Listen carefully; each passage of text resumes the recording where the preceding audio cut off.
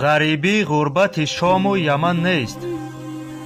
غریبی غربت شام و یمن نیست.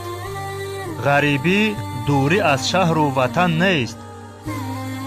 غریبی کنج لحد زیر خاک است که آنجا جز من و اعمال من نیست. خدا را وقت سختی می شناسیم. خدا را وقت سختی می شناسیم به هنگامی که در ترس و هراسیم. چو سختی و مصیبت برطرف شد خدا را غافلیم و ناسپاسیم. به زیر خاک و گل یا رب چی سازم؟ به سوی توست این دست نیازم. به رحم و عفو خود بر من نظر کن که ناچیز است رکعت نمازم.